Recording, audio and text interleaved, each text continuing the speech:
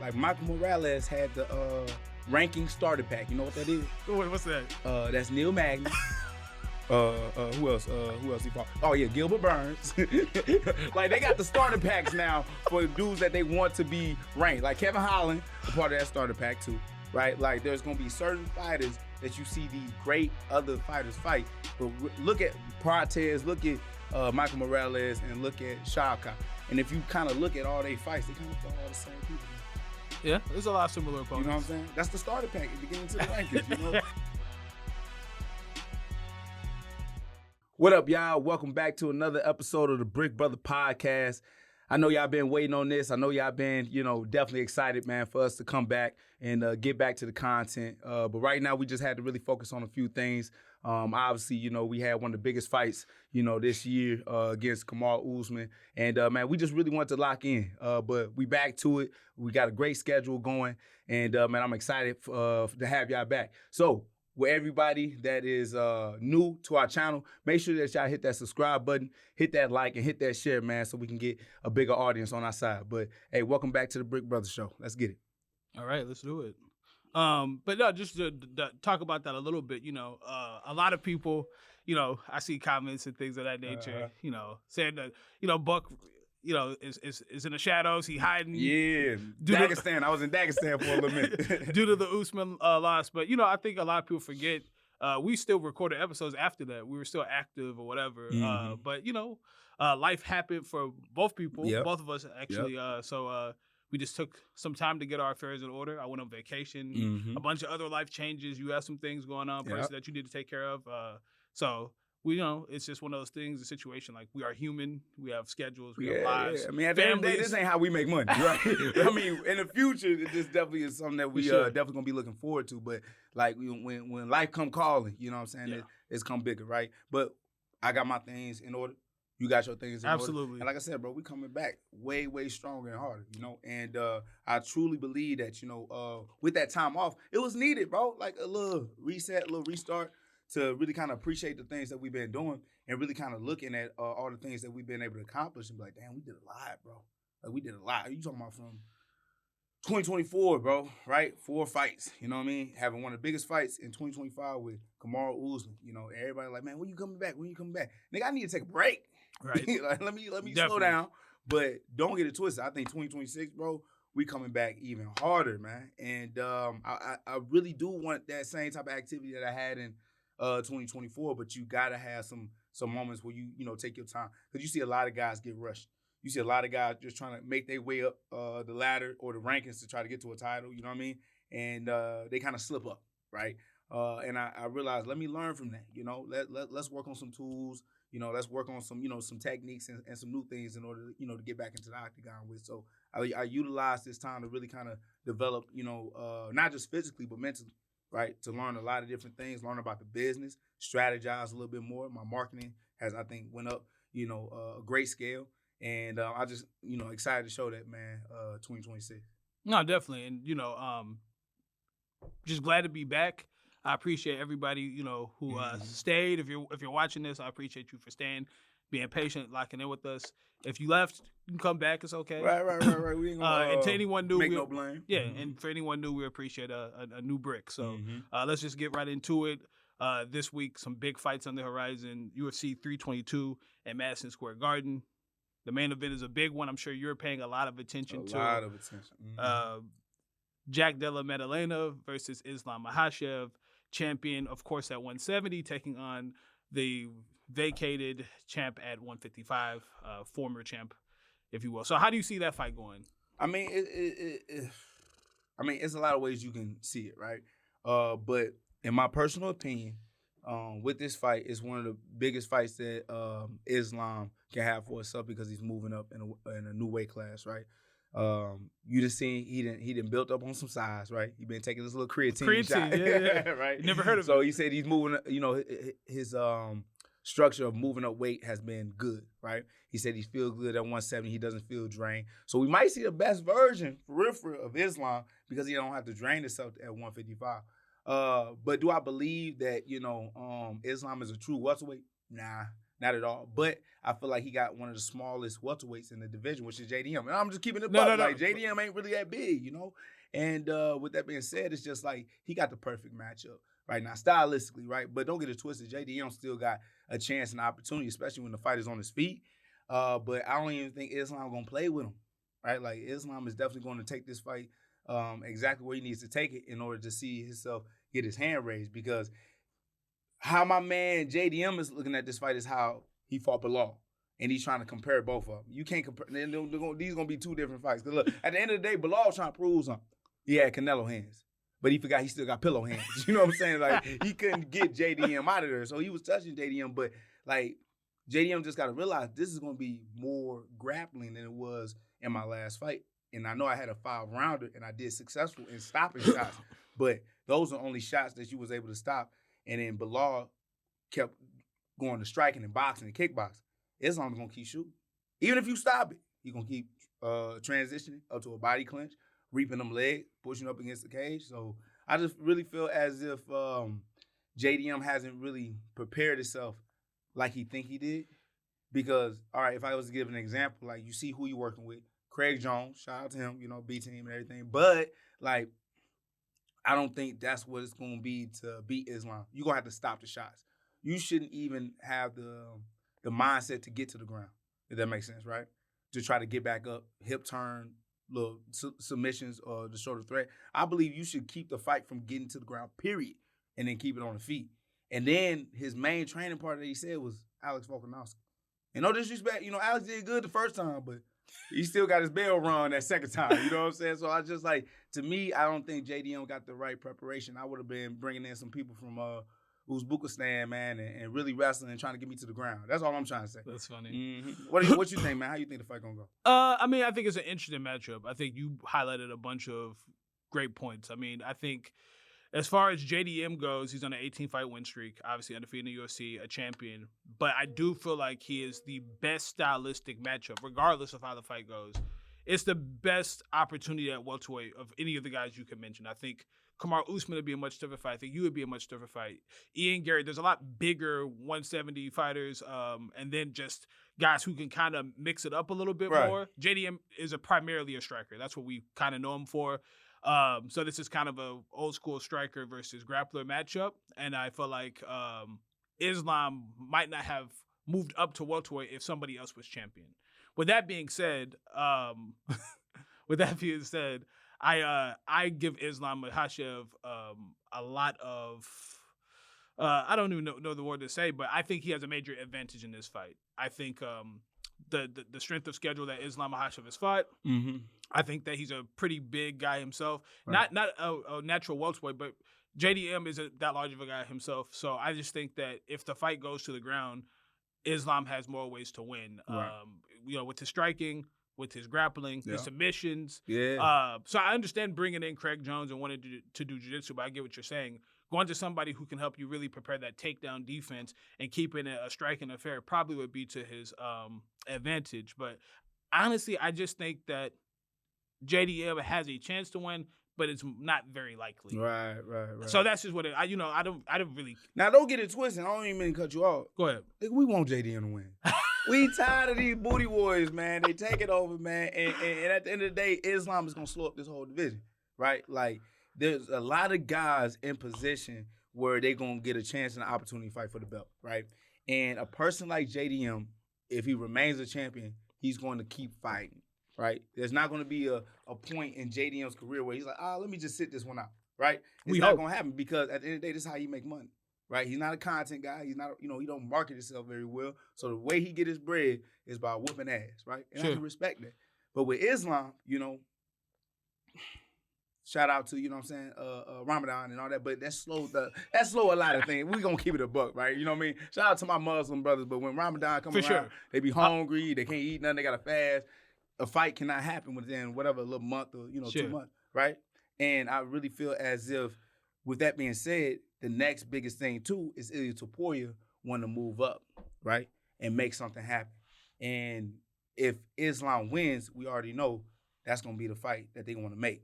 And we all going to have to wait. We all going to have, whether it's myself, Kamaru Usman, Ian Gary, Sean Brady, it don't matter. Like, we going to have to watch Topuria come up, move to 170, and fight Islam. So I'm praying that JDM knock Islam out. I will hope for that to happen because then everything will move naturally, and then everybody will get a chance to fight for that belt. But if it's the other way around, it's going to be a waiting game. No, that's funny because you literally answered my next two questions. I don't know if Islam will be an active welterweight fighter. I think that this is most likely probably going to be a one-and-done scenario.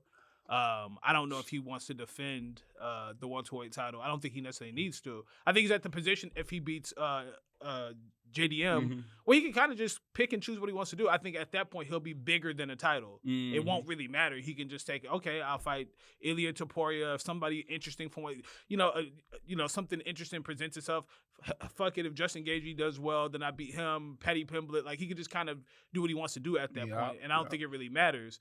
What were you gonna say? No, you saying it right. Yeah. It's gonna be a pick'em. Like he's not gonna fight another welterweight.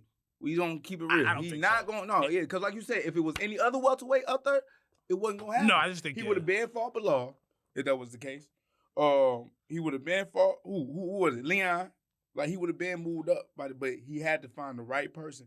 And JD, that's why he was praying at JDM. You know what I'm saying? Got Bilal up out of there. You know what I'm saying? Alhamdulillah. And once that actually happened, he's seen his opportunity. Perfect example. What's the perfect example? You know it. Who came back? GSP. And what happened in that moment, right? Who was the lick? Yeah, that was the lick. It was a good match. If it was anybody else, if it was Israel, if it was Robert Whitaker, if it was anybody else, George would have never did that. Yeah. We just going to keep it real. And as soon as he got that belt, what happened? Got up out of there. He had some health issues, ulcerative colitis, whatever the case may be, but point still remains. I get it. I agree. It made the most sense. Yeah. He I think it's a good matchup for him. Not that you ever have anything in the bag, but it's his best opportunity if he wants to be a 2-division champion because he's not going to move down. And at welterweight, this is the perfect opportunity. With that being said, final prediction for you because I didn't hear you give one officially. Who do you think will win? Okay. My heart wants JDM. My heart do want JDM. Because stylistically that would be a great fight for me. But my mind is telling me it's gonna be Islam, man. And I'm not gonna say like Islam just gonna go out there and just dominate, but once he get his hands on JDM, it's gonna be a hard time for JDM. And I believe he gonna wear him down to the point where he gonna find his finish, whether that's a dorsal or anaconda. And I see that win coming by pretty much either the third round or the fourth. I agree. I just think that obviously JDM is trained jiu-jitsu and is well-rounded to a certain extent, but to close the gap in a few months, and I don't think he really wanted this fight. I think his hands was kind of forced to take the fight anyway. They're like, oh, if you fight or we're going to make you vacate. I just think that it's going to be a lot for him to learn in a small period of time. So I go with Islam Makhachev, new welterweight champion. All right, in the co-main event for the women's flyweight title, we have Valentina Shevchenko. Ladies. Champ taking on the challenger, Weili Zhang. Very similar situation where Weili vacated her title so she could move up and have the opportunity to be a 2-division champion. This is a fight you've been excited for a while. Man, I've been shouting this out for about 3 years, bro. I ain't gonna lie to you. About time, bro. Yeah. It's about time because, these ladies done fought all the competition that was put out in front of them and really been just very, dismantling all these ladies, right? So now you get an opportunity to have a super fight, and I believe that both of them and their names will grow after a fight like this. I believe they're going to have a historic fight. Truthfully, I don't see it being a boring fight. I don't see it, going low-key, I don't even see it going to a decision. Yeah. I see somebody getting finished. For sure. But the hardest part is I can't tell you who. Right? Yeah, I get exactly what you mean. It's one of those type of fights where it's so close. And the only advantage I would give to anybody is Valentina because she's the bigger athlete. But we seen Zhang working, bro. And sure. She ain't looking little. No. And she presents interesting problems, too. Like, if you look at Alexa Grasso, what she was able to do with the wrestling and stuff like that, I think Zhang can mix it up well. You know what I'm saying? She can do a lot to, counter the striking and also mix in some grappling. And she's strong and she's physical. It's a very interesting matchup. Before we give predictions, just talk about a little bit of the magnitude. I feel like this is probably the biggest fight in women's MMA history. I know that Ronda had a more big name, but I feel like if you're a fight fan and you really know fights, this is probably the best two from somebody, especially moving up, because we don't usually see this. When somebody moves up, it's not as like it'll be somebody moving up to 45, and it's just kind of a division that was never really there. But this is solidified. I'm a champion at one weight class. I've been the long-term champion aside from a loss, and this is like Russian spy versus Enter the Dragon, bro. Like, this is definitely this is almost like a movie type fight right here. One of the first super fights. That's what I'm looking for a female for in women's MMA in the UFC. This is a super fight because it's not like a mismatch. Like some of them super fights for them girls. We didn't. Yeah, we as far as Amanda Nunes fighting Valentina, the size discrepancy was always a huge thing. Right. Where I feel like this is a more intriguing matchup. And but anyway, that's 100. Yeah, I just feel like this is a huge fight, and I'm excited. But let's get into the weeds of it. How do you think the fight will actually play out? I believe I'm gonna start with Zhang Weili. I believe she has to start a little bit earlier than Valentina, just because Valentina will have the size advantage on her. But like I said, Zhang not looking, too much, smaller than her. But I believe that Zhang should start a little bit early, touching the body, touching the legs a little bit, and just keeping up with her movement. I love her side kicks that she got. I love the boxing that she's been implementing, but kind of stay away from the clinch. Because even though Valentina got the same weapons, right, with the kicks and with the footwork, I believe that she's been using her size to kind of grapple a little bit more. We've seen it with the Alexa Grasso, how she got the win this time. She used wrestling, right? And we can see, Valentina put on some weight in all good areas. You know what I'm saying? I was paying attention.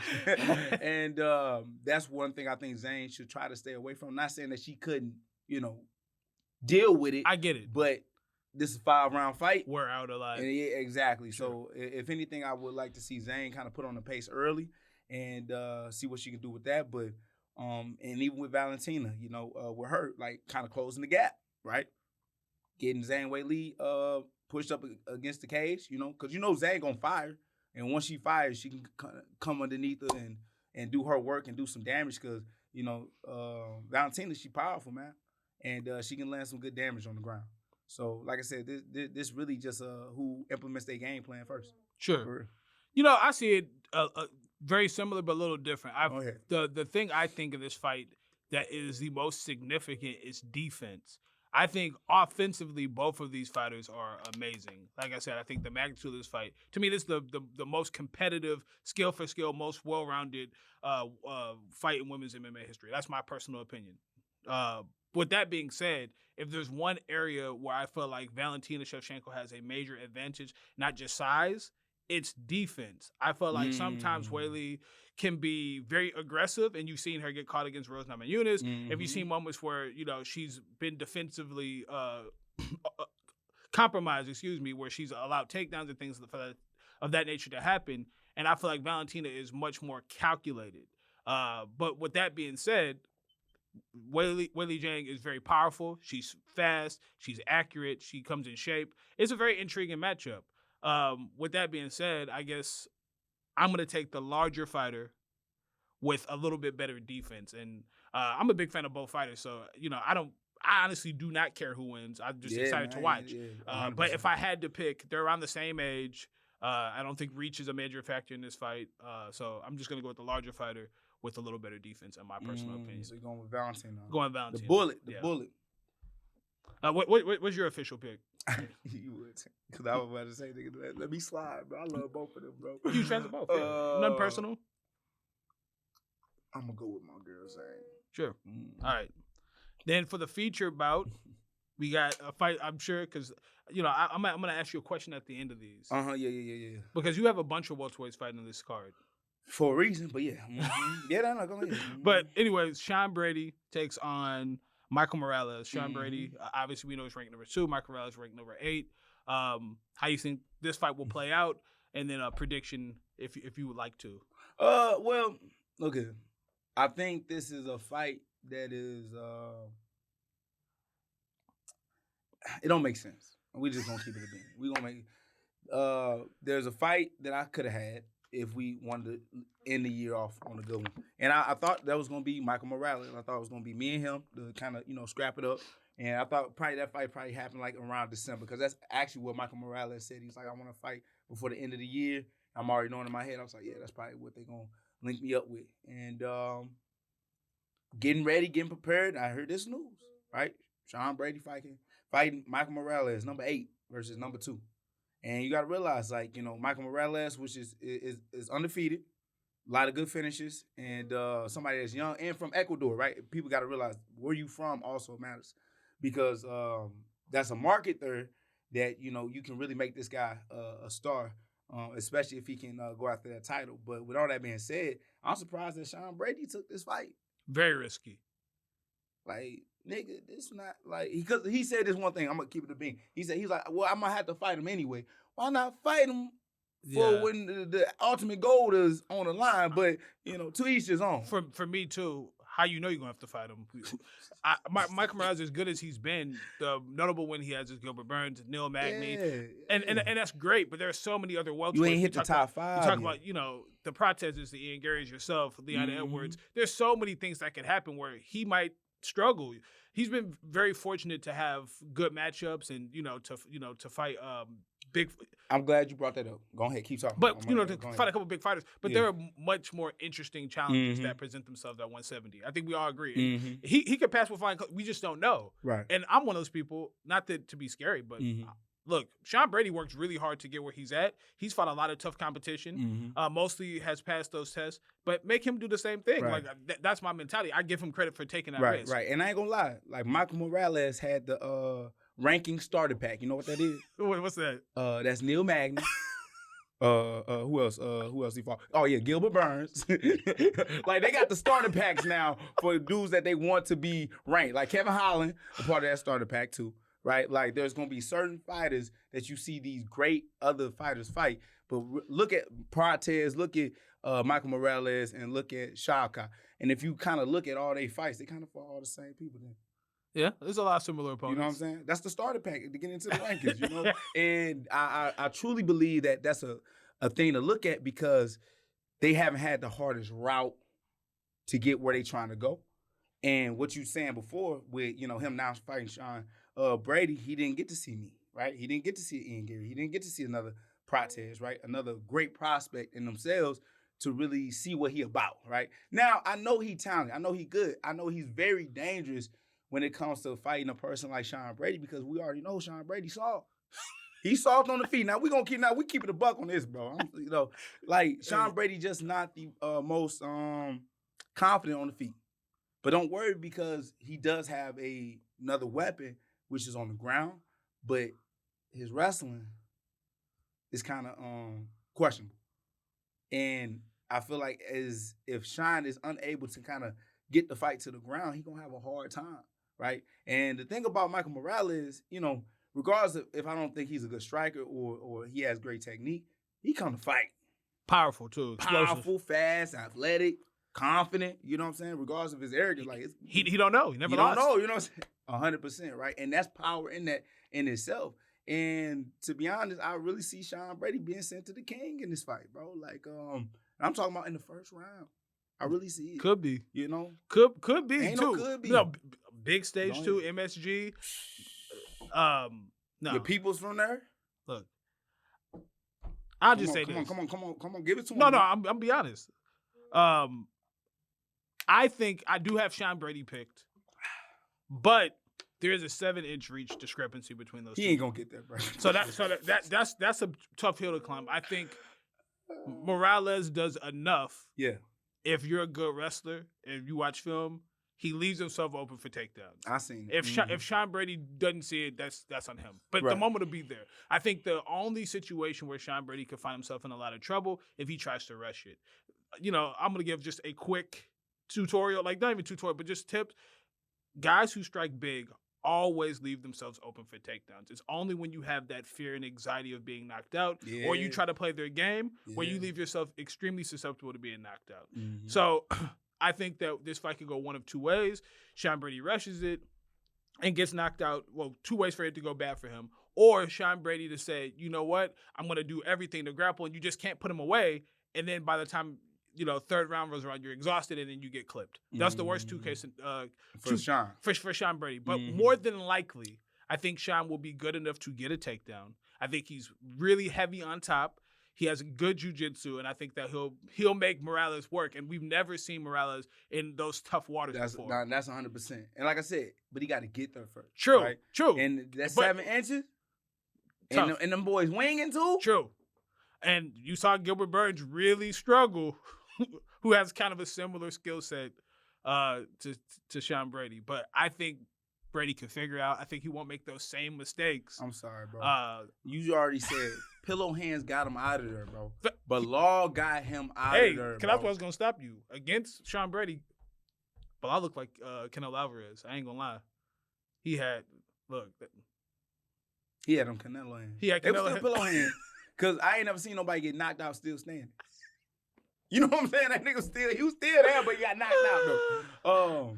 So, yeah, no, Sean Brady got a lot on his hands with this one. I don't know why he goofy. I don't know why he took this fight. All right, this is your division. Who would you prefer to win Perfect World? Because you might have to see them. Like, Perfect World, well, hold on. Because stylistically, you already know we match up against everybody well. So it really wouldn't matter. The reason why we want Michael Morales to win is because he will actually fight me for that, right? Oh, yeah, I can beat Buckley. Ooh, I knock him out. Ooh. Undefeated, too. Undefeated. He confident. He don't know we'll send his ass to the king because it's things that he do that we know that, we'll bless him. But Sean Brady, though, if he remains number 2, if we shout his name out, I'm still blocked. He can't. The message ain't even going to reach him. They ain't even going to reach him. He ain't going to hear it, nigga. You know what I'm saying? So, yeah, I'd rather have Michael Morales win because that's how we know we get an opportunity to be number 2. There you have it. Mm-hmm. Next fight, we got Leon Edwards versus Carlos Prates. Leon Edwards is ranked number 4 in the welterweight division. Prates ranked number 9. Another one in your division, and I'm gonna ask this at the end of all the fighters. Go ahead. I want you to lead this one, though. Sure. I want you to lead this one. So yeah, I got to think about this. No, you good. Mm-hmm. We talked about this a little bit before. Man, honestly, I think that Leon Edwards probably wins this fight. I think as talented as the fight nerds are, and as good as Prates is, I think this will be a slow, methodical kind of fight. I think Leon Edwards is amazing at getting people to fight at his pace. The only guys who I feel like really can beat Leon Edwards in a striking match, they know how to speed him up. I don't think Prates fights with enough pace to speed Leon Edwards up. I think Leon is very technically sound and, very meticulous and defensively sound on his feet. You've never really seen him get caught or look bad standing-wise, unless guys mix in takedowns and kind of force him to move at a pace. We've talked about this before. I don't think Leon Edwards has the greatest cardio. He knows how to fight at his pace. Mm-hmm. He's very, very calculated, and I'll just keep it at that. So I think that guys who tend to have a huge advantage of him can make him fight when he doesn't want to. Leon Edwards, he'll throw his, kicks, punch kick combination, take his break, and kind of coast and find his moments. And he's really technically sound, as I said before. So he'll find a big strike and he'll do enough. And he'll find a takedown when he wants to, and he'll find those moments. But the thing for me for Prates, I don't know that Prates' striking is good enough to cause Leon Edwards problems. Mm. He's explosive, and we've never really seen Leon Edwards get caught with big explosive strikes. It just never really happened. So I think there's a chance of Leon Edwards makes a huge mistake, like you saw at the end of the Nate Diaz fight where he's just kind of not paying attention and he's coasting to a victory where he could get caught. But other than that, I don't think Leon Edwards will get caught with a flying knee. Okay. I don't think he gets caught with the spinning attack. I don't think that that he's going to get caught with a big left hand. I just don't see that happening. Right. I mean, and we already know that Prates is dangerous on one side. We all know this. The whole world knows this, right? Don't get touched by that left hand, right? Don't get touched by that left knee or that left high kick, right? And I do believe what you're saying, like Leon's smart enough to stay away from that. But I believe if it ain't the pace, it's the pressure, right? I think Prates is going to keep enough pressure on Leon to make it where it seems like he's winning, right? In the judges' eyes or whoever's eyes, right? Now, I'm not saying it's going to be a back-and-forth banger, because that's neither one of their styles. It's going to be a boring fight. It's going to be a boring fight, low-key. In my opinion. We going to see. But I truly believe that, the volume of whether this kicks or punches is going to be very low, and they're just going to be really kind of just waiting on each other, right?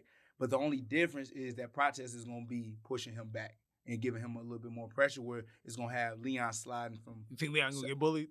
Yeah, don't let him bully you, Leon. And I'm not going to lie, like, I would pick Leon too, but it's only 3 rounds, bro. And that's a major difference. I don't know why, but like the 2 extra rounds, bro, play a major part always in a fight. And it does. It's not due to the cardio for me. I get it. Yeah. It's just, with that being said, when you say even Leon don't have great cardio, like Prates still smoke with cigarettes, right? You know, he like the Marlboros, you know what I'm saying, like the Camels, right? And those 3 rounds is gonna help him out a lot. And it's just like I said, the presence of what you see when Prates is just marching you forward, regardless if there's no activity being thrown in the hands, it just gives you the insight of the perspective that he's winning the fight. So I believe that Prates is probably gonna win by decision, bro, by a little weak ass decision. Yeah, I don't see. I think the only way Prates has any chance in this fight, in my opinion, he has to finish him. I don't think that he beats Leon Edwards in a technical. He's pushing Leon back. Like I said, I've never seen Leon really lose like that. I'm sure there's fights early in his UFC career. Mm-hmm. You know, he had a couple of losses, but he went on that massive fight win streak, and we just never really seen Leon Edwards lose in that fashion. Kamaru Usman was a much better grappler than him, was able to take him down at will, and then we saw Bilal really push. Bilal did it, but we saw Bilal push the pace. It wasn't just a technical, because we saw that in the first fight with Bilal and Leon. Bilal tried it. He tried to be a striker and tried to be calculated, and it wasn't really going his way. Mm-hmm. The way he beat Leon Edwards was by pushing the pace, by mixing in takedowns. You know, I was gonna say grinded the pause, but you get what I'm saying. Like he made it a fight, a tough fight. He made it an awkward fight where Leon doesn't like that. I think that Prates doesn't fight in a way that is very chaotic. He's explosive. He's sharp. He sets things up, and he looks for big openings. I just don't think those windows will be open for very long against Leon Edwards, and that's why I don't see it. Now, if Prates can mix it up and try to get takedowns and force a clinch, and then it's a different fight, but I don't think that's what happens. I don't think he pushes Leon Edwards against the cage and forces Leon Edwards to work and gets him outside of his comfort zone. So for that reason, I just can't – I cannot pick Prates. We still on the main card, ain't we? We are. We have one more fight. This is a hot one. Yeah, the whole card is crazy. My one question I ask, is this a make or break fight for Leon Edwards? If he loses this fight, do you feel like it's over for him? He'll never be at the top of the welterweight division again, or I like be a world champion. I don't think he'll ever be a world champion again. No, I mean that ain't being disrespectful. No. Like, but I'm saying, I mean that's a lot of guys. This is kind of a crossroads fight for him to, you know, if he loses this fight, he's kind of out of relevance to be at the top world of the champion. list. I wouldn't even say top of the list. You can still be a top. No. He'll be a top 15 guy. 100%. But he's still in the hunt for a title. Right. Bilal's already lost. Right. You know, he's beaten most of the guys in the welterweight division. You know, he'd still be kind of in the mix if he gets this win. Yeah, I believe. Yeah, if he gets the win, yeah, he definitely be in the mix. But I don't believe Leon to be ever champion again. I ain't even being disrespectful. I get it. I mean, the percentages of you becoming a champion. It's so difficult for you to get the belt right? again. So that's not even just a knock on him. It's like, anybody. Anybody, exactly. But regardless, it's just all the talent that we got right now going through. Actually, okay. 10. I'm gonna just go with 10. 8. I'm gonna go 8. The 8 guys that we got that's in the rank is all killers. Everybody. There ain't no fight that you can really kind of be like, oh yeah, that dude gonna get it. We just really don't know. A lot of great matchups. A lot of great matchups, man, that you can make. Now that lower tier, you got a couple that made the rankings. You know what I'm saying? I ain't trying to be funny. But I'm just trying to keep it a bean now. For 9 to 10 guys, that you said 8 to 10 guys, very tough, solid. And then it get a little shaky. It get a little shaky down there. Yeah. I'm not saying they can't do nothing. Make their way up. Please do. But it's a large. I think when you look at guys who are trying to break the top 10, some of the guys who are on the latter part of the top 15, it's gonna be tough for them. It's gonna be tough. Yeah. I don't mind. You know, some good. Some checks. Yeah. A couple bags. Let's move on. All right. The first fight on the main card, we have Beneil Dariush taking on Benoit Saint-Denis. Beneil Dariush is ranked number 9, and Saint-Denis is ranked number 13. So obviously, we got 2 great grapplers in this fight. Yes. How do you think this fight play out? Do you think this will be a striking match since we got two great grapplers? Or how do you say? Now you know that's your thing. You be calling that, and you sure be right. And right. you know, Benil love to throw. You know, he love to throw the man. Yeah. And I don't love them old dudes. You know what I'm saying? Like them old dudes. I'm like, man, get them up out it. But Usman taught me a lot, man. That night, I ain't gonna lie, man. Them OGs be still having some gas. And then plus, Benil Dariush, bro, like. I really ain't seen him look bad. What was the last fight he had? I forget. What the last fight he had? Benil Dariush. I know he beat Money Moricano. He beat Money Moricano. Yeah, that's his last fight. That's his last fight. Well, we're gonna go off his last fight. He still got it, man. He still got some gas in the tank, and I truly believe with BSD, he can make something happen, and he also got something to prove, too, because, he didn't have a good showing against Moricano. He didn't have a good showing against Dustin Poirier, but, you can see that he's still very talented. Yeah, right? for sure. And what he did to Rufy. Yeah, his last fight against Rufy. That proved a lot to me. That showed a lot. Because if he would have lost it, I'd be like, yeah, go ahead, get up out of the rankings, bro. But he really trying to show, like, whatever little setbacks those was, he got a good matchup with Benil Dariush, who ain't no joke, man. But when you come to, like, picking a fight, man, it's hard, man. I got to toss that up to God, bro, because any one of them could really just make it they fight. No, I get that. I would there's an age discrepancy here. Dariush is 36 and BSD 29. So, Dariush is starting to get up there, and he's at one of the weight. But it's like prime age, though. But yeah, but I'm just saying he's at one of the weight classes where, when guys get a little over 35, I got you. There's kind of a mixed bag. With Dariush, I think one thing that separates him, not that he's the most technical striker, he has a lot of power, though, right? Mm-hmm. And Saint Denis has been submitting guys. He's on a 2-fight win streak, both by submission. I don't think Dariush is going to get submitted. I don't see that happening. Right. I think that Dariush's thing is on the feet. He opens up so much, and he leaves himself susceptible to counters. But I don't know if Saint Denis' striking is good enough where he'll make Dariush pay. Okay. I don't know. Anything could happen. I think this will probably be a striking fight. Dariush has a lot of power. I can see Dariush getting this done by TKO. Okay. I can see that happening. But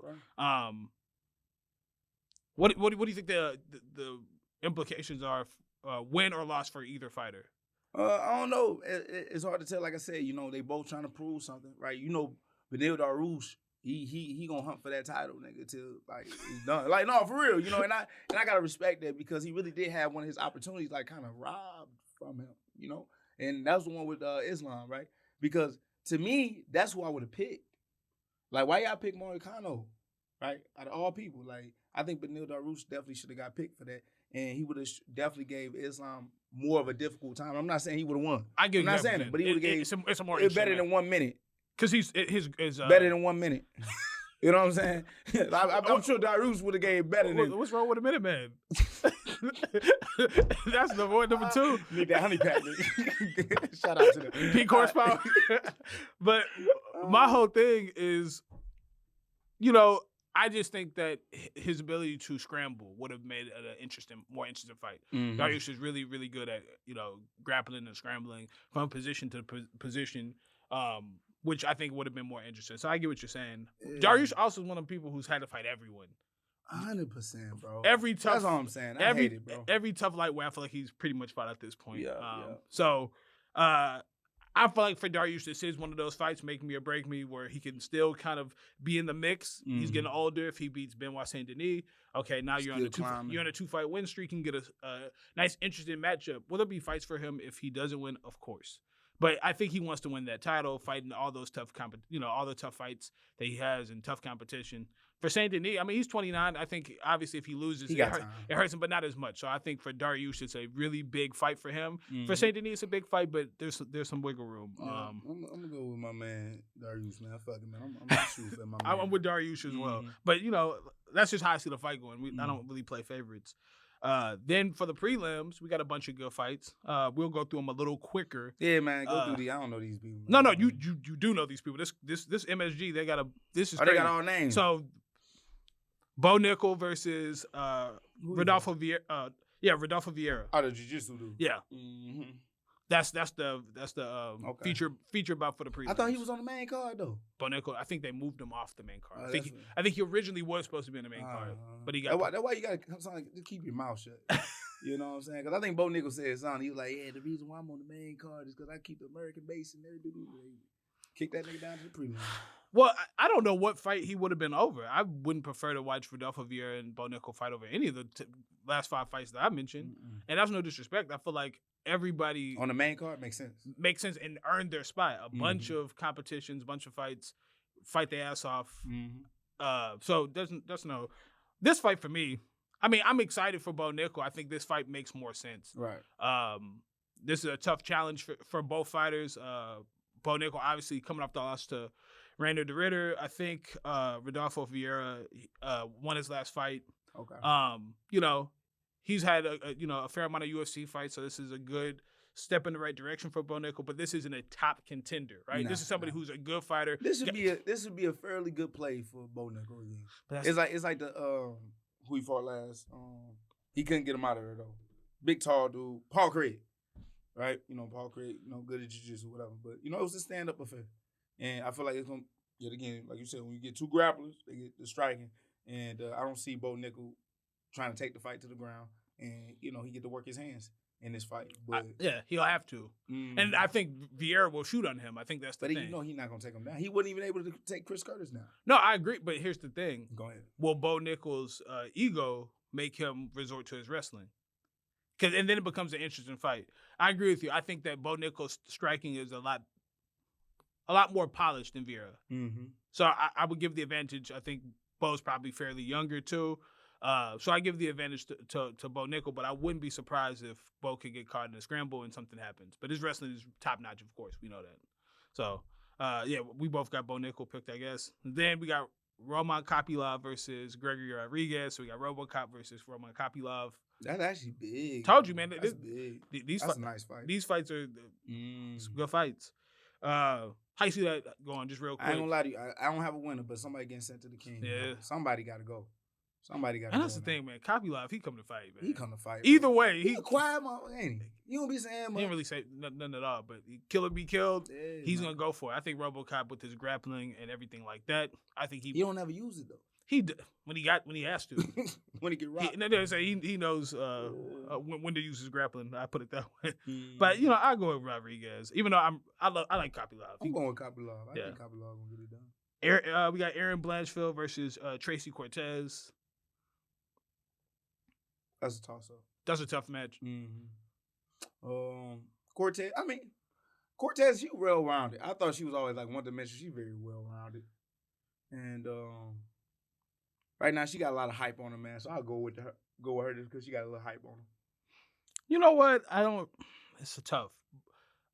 I can see this fight. Like I said, I don't think it's gonna be back and forth. I think Blanchfield either takes her down and kind of really works those positions, or Cortez is just kind of piecing up, moving around, and making Blanchfield miss. But I'll go with Blanchfield. I think she just You want to put something on it? 50 push-ups. 50 push. Yeah, 50 push-ups. Let's do it. We got Malcolm Wellmaker versus Cody Haddon. Hey, Wellmaker, Malcolm. Let's go. I ain't know he was on this card. Yeah, I told you they got everybody on this one. Okay. I don't know that I've ever seen Cody Haddon fight. I did a little research. 1-0 on the UFC. Young buck as well. So this fight makes sense. Wellmaker, obviously 2-0, 2 big knockouts. Been able to steal the show at both of his fights. Man, I think Wellmaker is coming off with a lot of steam. Great performances. MSG is a big stage. I think that he's prepared for. I think he's ready for it. That's what I'm saying. A big moment. So I'm gonna go with Wellmaker. I've never seen another guy fight. Shout out to Wellmaker, man. If you ever want to hop on the Brick Brother podcast, let me know, man. After you get this knockout, fam. Yes, sir. We got Kyle Dawkins versus Gerald Marchart. Kyle Dawkins still in there? Yeah. I think he got cut and came back. I think he got cut and came back, but don't quote. Oh, that's a hard thing to do. Yeah, don't quote me on that. Okay. And I know his brother doesn't fight in the UFC anymore. Okay. But, okay. So Kyle Dawkins versus who again? GM3, Gerald Marchart. That's good. Yeah, that's a good matchup. Great matchup. I give it to Dawkins. Oh, you going GM3? GM3. I'm gonna go with Dawkins. I'm gonna give it to GM3. I think Dawkins is good enough to not get taken down, and I think I was about to say I feel like Dawkins is gonna get taken down and choked out. Yeah, Merchant is good. He's one of the guys. He's I don't know what to think about him when it comes to that, bro. But he's one of the old school fighters. You know what I'm saying? He kind of takes some punishment and then find that submission. So fair play to him. I just think that if it's a striking fight, I get an edge to Dacus. Right. Then we got Pat Sabatini versus I'm supposed to look up how to pronounce the name. Chipe Marzical. I don't think I know. I think you have seen him. I don't think I pronounced his name very well. My apologies. But Sabatini, he's a real good grappler. Well-rounded, but, more of a grappler. Chipe is more of a grinder. He's going to make it an ugly fight. Chipe is 5-0 in the UFC. Okay. So he's been beating guys, and he's been winning a lot. I think Sabatini's just really well-rounded. Right. He got grit, too.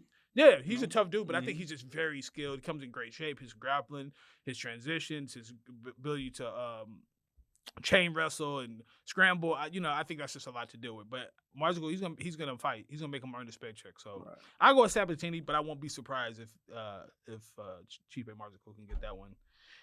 Then you got Angela Hill taking on Fatima Klein. Angela Hill stay fight. Man, she stay busy. Fight everybody too. Everybody too. The girl she's fighting, let me see. 2-1 in the UFC. I think she's coming off a win. I don't know, man. She 2-1 in the UFC? The girl she's fighting, yes. Is 2-1, only 2-1. Mm-hmm. Angela should be able to get this. We hope. Angela is just one of those people, as talented as she is, and there's not any. Oh, Lord. No, it's no disrespect. She's always in a close fight. She's always in a close fight. Mm-hmm. No matter who she fights, I feel like she always fights good competition. You feel like she fight at the level of her competition a lot? Like she could be better than somebody, truthfully, but just fights at their level. I don't want to nitpick, but I feel like sometimes Angela Hill could just be a little bit more defensively sound.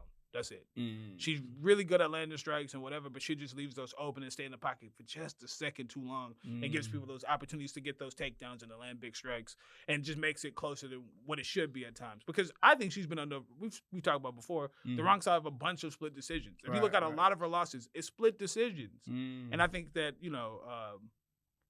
I'm real for Angela Hill in this Of fight. Course. I'm real for Angela Hill. So that's going to be my pick, but that's my only caveat.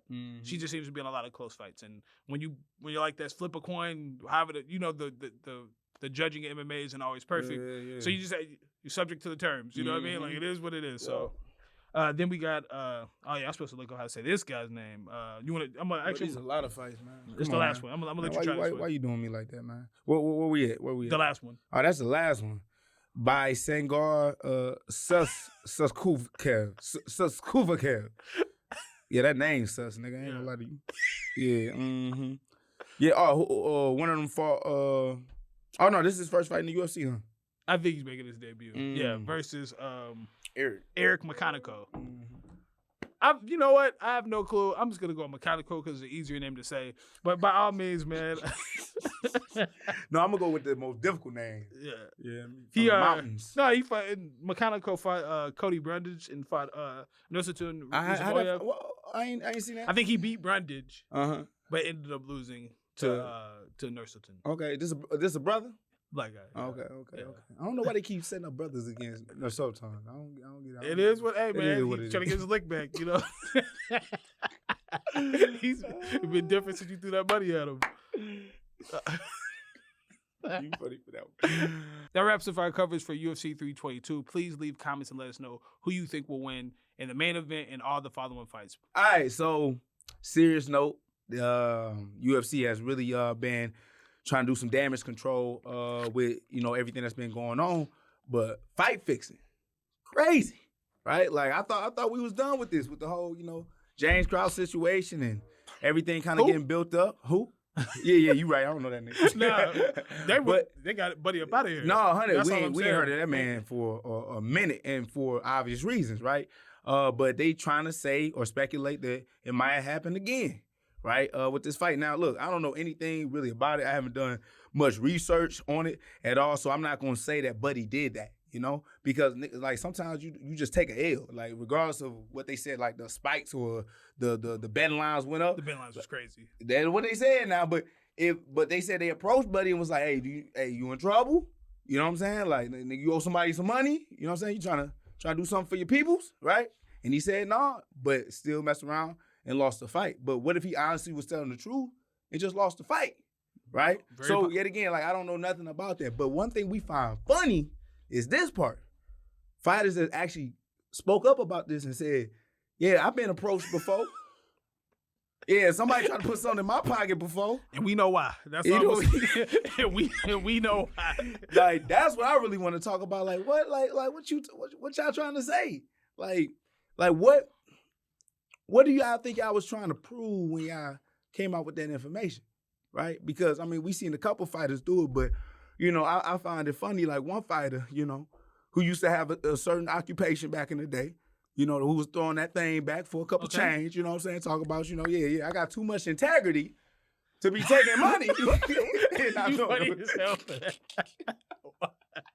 I think we got to keep it a buck, Hey, though. man, you can throw some ass with integrity. What you talking about? You think so? You definitely can bounce ass with integrity. All right, well, man, I'm about to find me a little honorable girl next weekend. But it's just like, to me, you put yourself out there in the light where now you just expose yourself, right? And obviously, man, we seen what Dana said, right? You know what I'm saying? He's like, bro, if I find out you fixing fights, bro, we gonna be your worst enemy. Like, you know what I'm saying? Like, he hit him with the Alonzo, nigga. Like, you know what I'm saying? They got the FBI here. Yeah, no. He said, but the FBI ain't got shit on me. He putting cases on all you motherfuckers. You ever been to the booty house? But, you know, I found something interesting. This ain't no shot. I didn't hear none of the top fighters say that, hey, man, I was approached. You know, it makes sense. And the only thing else I'll say is some of the people who I saw saying stuff, y'all might have should have took that bag. That's all. Oh, no, you did. Nah, no, you did.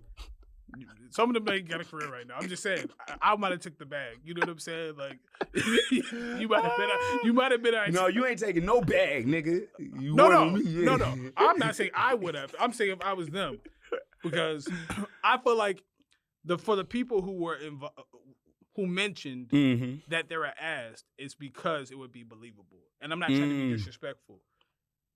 That's why you're kind of being approached. For this guy, it's a little different. He's a prospect, and he only, I think he only had one loss. So it's a little different. But you don't know in that situation. In case, obviously, you're not established. Right. But for me, I would take it as all disrespect. If somebody came to me and was like, hey, you want to lose a fight? Yeah. Like, what you mean? Because for one, they're basically saying people will believe that you lost. Because why would you want to raise suspicion? Right. That's number one. Then number two, why even put yourself out there? Why make yourself on the radar? You right. Make no and now they trying to, you know, do some damage control themselves. Talking about, oh man, I was just playing. I was just joking. Like, no, you weren't. No, you weren't playing. You got to ask. And you might have should have took the bag. It's cool. They chose integrity. And that's cool. You see, you can lose with dignity. Yeah. But yet again, bro, UFC is one of the greatest companies, man, to be a part of. No, that ass. No, I'm keeping it a bean. Disclaimer. Yeah, disclaimer. FBI ain't gonna be on me, nigga. Fuck that. But no, that ass, like, you know, because a lot of people like, well, yeah, the UFC got to be fixing a fight. Like, why would they do that? They make too much goddamn money to ever put this company in jeopardy, right? To be fixing fights. Because they don't do nothing for them, only for quote-unquote fighters. And let's be honest, we watch regardless. Them last couple cards, you ain't got to say it. I'm going to say it. The last couple cards was a little shaky. I ain't going to say ass, but it was a little shaky. Oh, you talking about like just the performances, right? No, you watch the fights last night? Yeah, I watched a couple of them. No, you watch eight finishes. How many fights you watch? I paid attention to the first one. Okay. I seen the last couple, man. What about the ones before that, previous week? So it's been shaky, right? Okay. My point being is the UFC don't care. They know people are going to tune in and watch regardless. Stars, they come out of nowhere. Topuria, you know, when he came into the UFC, most people didn't know who he was. That's true. Stars reveal themselves. They don't really care. They give you the opportunity. Either you run with the torch or you drop it at the wayside. It is what it is. So I don't believe fight fixing whatever happened in the UFC for the company side. Why would they care? Whatever happens, happens. Conor lost. Next thing you know, Khabib is the star. Now we're going to push Khabib. That's what they do. Yep. They don't care. We just give you the opportunity. That is what it is. Yep. So I don't think fight fixing will ever be something of a concern of a Hunter Campbell or a Dana White. Why would that happen? True story. Go ahead, get him, Dana. They over there, get him. I'm sure that was snitching, nigga. I'm Charleston White, nigga. Yeah. He did it. He approached. I mean, it's actually a couple things with Jake Paul, right? So, remember that back in the day, Alex Pereira and him, you know, had a little conversation on the phone, whatever, trying to mix it up. They trying to actually make that a realistic fight now. Now, you already know they trying to build up Alex Pereira versus John Jones, maybe at the White House. But he said in between that time, if the UFC allows him, shoot, he'll go out there and box Jake Paul. But Jake Paul said it's not going to happen because, yet again, Alex Pereira is also on the plantation with us. They ain't going to let that nigga slide nowhere. That's what I was going to say. Dana not letting that happen. They're not letting it, regardless of, like, Dana don't believe that Alex Pereira would lose. No. Right? That's not the case. It's just like, it don't do them no favors, right? Regardless if Alex Pereira knocks out Jake Paul, whatever, it just, yet again, it doesn't maximize what the UFC is trying to build with Pereira. So I feel as if Jake Paul really got to go after the people that makes the most sense. And I'm not gonna lie to you, like I'm starting to get a little bit more respect for Jake. That Gervonta though fight, I was like, come on, man, you still trying to. But goofy he said goofy from the get-go, and I had to agree. But since that fight's been canceled for multiple reasons, right? Jake Paul said he trying to find anybody that's willing to do it. And so he called out Ryan Garcia, he called out Bud Crawford, he called out who else? He hit up Nate Diaz, right? And now he shot out Francis Ngannou. He didn't want to fight Francis. Hold on now. But they called him. And Francis also confirmed that he got the call and he got an offer made. And he said it ain't about the money. So obviously this bag was something decent because he was like, it ain't even about the money. It's just like, how you gonna disrespect me like that? And I had to like kind of question, like, what you mean, right? And he was like, how you go from Gervonta to Francis Ngannou, right? And I'm like, well, I don't think it's a disrespectful thing. You can do what Gervonta probably couldn't, which is knock out Jake Paul and shut him up and stop this clownery that's been going on for a minute now. You said knock out. That's a hospital visit. No, that's really getting sent to the king, like that's yeah. So, but he didn't want to fight him, bro. Like for real, like what is the real reason you think Francis ain't take this fight? I think Francis good, man. I think he must be good. I don't think he's worried about nothing. Damn. I think with Jake Paul, it's just one of those situations where I don't think it does a whole lot for Francis if he beats Jake Paul. Francis is really famous. Mm-hmm. Okay, it opens up to a younger demo, but like, okay, if he wins, he's supposed to win. If he loses, it's catastrophic for Francis' career. And I don't think it happened. That's what I'm saying. Like, I can't even imagine. But I'm just saying, it doesn't do anything for him besides monetarily. And I don't think Francis is running into money problems. I think he got paid very handsomely for both of them in those boxing matches. Mm-hmm. And also, number two, like, Francis would be doing Jake a favor. I go from fighting Tyson Fury and Anthony Joshua. Tommy. You talking about Tommy? Or you talking about Francis? No, I'm saying Francis went from fighting Anthony Joshua and Tyson Fury to fighting Jake Paul. Like, what does that do? What does that do for me? Mm-hmm. Like, that only does Jake Paul a favor. I mean, a favor that he would probably regret because he's going to get his ass whooped. Mm-hmm. And that's not just to Jake. Why would you want to fight? You fight all these older, smaller guys, and now you want to fight somebody who's not super old and then is gigantic and can box a little bit enough where if he lands a strike, it's going to be bad. It made no sense. Right. That's my thing. At the end of the day, I want to see it. I'm tired, man. I'm like Jake Paul. He like, bro, he keep winning in the game, and I ain't no hater. But golly, it's just like somebody got it. But why he call a boxer who's his size that's fighting in their prime? Fight one of them. I think what Jake is trying to do is trying to get the biggest names because he is a big name. Like he's not willing to go up against a competitive person that know he gonna get that work, but don't have that name value. So he's still looking at that as something that is like, what do I get out of it as well? Instead of putting on. For us to think you a real boxer? True. Now that's true. That's true, right? Because why not fight a David Benavidez? That's what I'm saying. Why not fight a Charlo, right? Why not fight a Boot? Well, not Boot's a little too little. Still. But he want to fight. You said Crawford. Bud, yeah. True. What's the difference? True. My point being is like at some point in time you have to do something legitimate. You've taken one step in that direction by fighting Tommy Fury, as you were saying before, and that didn't go well for you. Just fight somebody. He lost. Fight somebody like that, and then it'll be real because. At some point in time, you want to be seen as a boxer or a businessman. That's my thing. I mean, it seems like he cares about both. If you just want to be a businessman, fight the biggest name. If you want to be seen as a boxer, go fight a boxer. So I'm confused. I don't know what he's trying to do. Mm-hmm. It makes no sense to me because nobody thinks if you beat Tank Davis, even though he's a champion, he's great, all that. Right. You're still not going to take you serious. Who would take that serious? You're right. Anybody who knows fighting would know that doesn't make any logical sense. Mm-hmm. So if you want to be a businessman, be a businessman. If you want to be a boxer, be a boxer. You can't be both sometimes. It is what it is.